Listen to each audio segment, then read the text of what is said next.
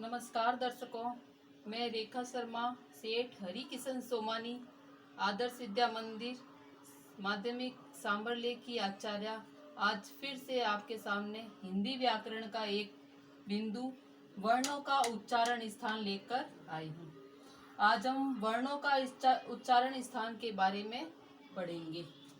मुख के जिस भाग से किसी वर्ण या अक्षर का उच्चारण होता है उसे उस वर्ण या अक्षर का उच्चारण स्थान कहते हैं। इस डायग्राम के माध्यम से हम एक बार उच्चारण स्थानों को समझेंगे। पहला कंठ। कंठ से बोले जाने वाले वर्णों को कंठ्य वर्ण कहते हैं।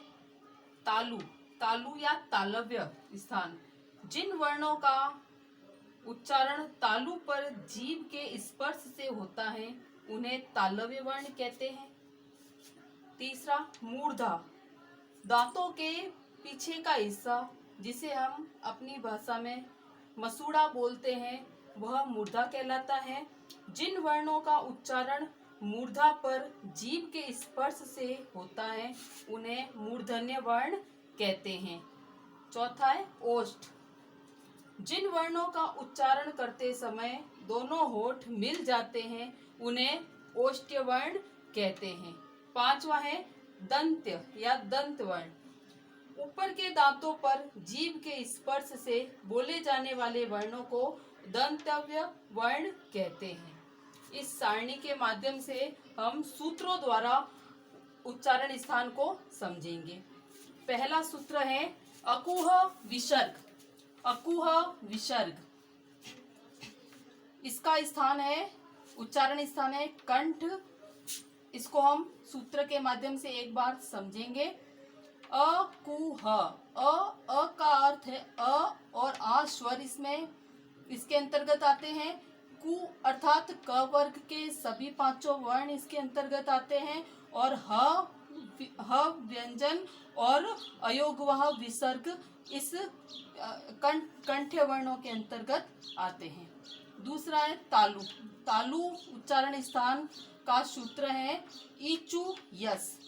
ई अर्थात ई और ई स्वर इसके अंतर्गत आते हैं।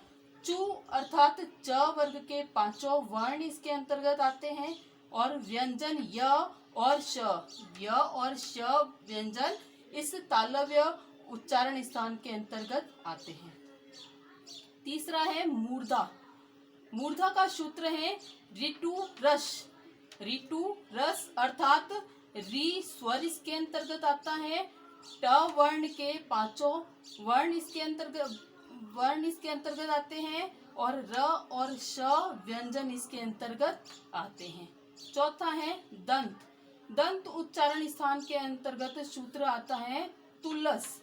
तुलस अर्थात त वर्ग के पांचों वर्ण स्वर इसके अंतर्गत नहीं है। ल और स व्यंजन इसके अंतर्गत आते हैं।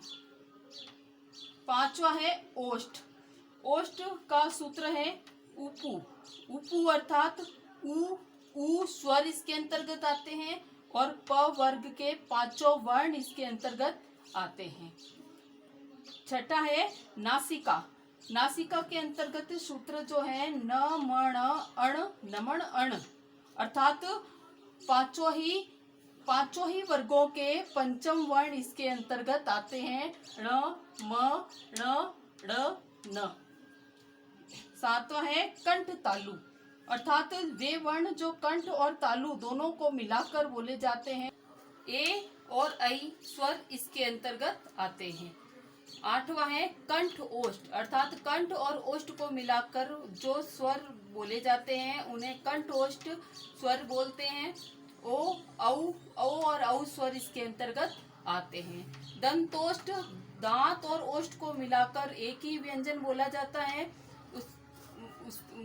वह व्यंजन जो है वह दंतोष्ठ के अंतर्गत आता है। अभी जो सारणी के माध्यम से हमने उच्चारण स्थानों को समझा था, अब वो एक किस चार्ट के माध्यम से भी समझेंगे। इसको देखते ही हमें ये चीज अच्छे से समझ में भी आ जाएगी। पहला कंठ, इसका सूत्र है अकुह विसर्ग। आ क वर्ग को ह और विसर्ग इसके अंतर्गत आते हैं। दूसरा तालव्य, इसका सूत्र है इचु यस, ई अर्थात ई च यानी च वर्ग, य श इसके अंतर्गत आते हैं। तीसरा मूर्धन्य, इसका सूत्र है ऋतुरस, री ट वर्ग, र और श इसके अंतर्गत आते हैं। चौथा है दंतव्य, इसका सूत्र है तुलस, त वर्ग, ल और स इसके अंतर्गत आते हैं। चौथा है ओष्ठ्य, इसका सूत्र है उपु, उ प वर्ग इसके अंतर्गत आते हैं। छठा है नासिक्य, इसका सूत्र है नमण, ण ण म ण न और न, इस पांचों ही वर्गों के पंचम वर्ण इसके अंतर्गत आते हैं। सातवां है कंठ तालव्य, इसका सूत्र है ए और ऐ स्वर इसके अंतर्गत आते हैं। आठवां है कंठोष्ठ, कंठ और ओष्ठ से बोले जाने वाले वर्ण इसके अंतर्गत आते हैं। इसका सूत्र है ओ औ स्वर इसके अंतर्गत आते हैं। नवा है दंतोष्ठ, दंत और ओष्ठ से मिलकर जो स्वर मिलकर इसके अंतर्गत आते हैं, वह वर्ण इसके अंतर्गत आता है। धन्यवाद।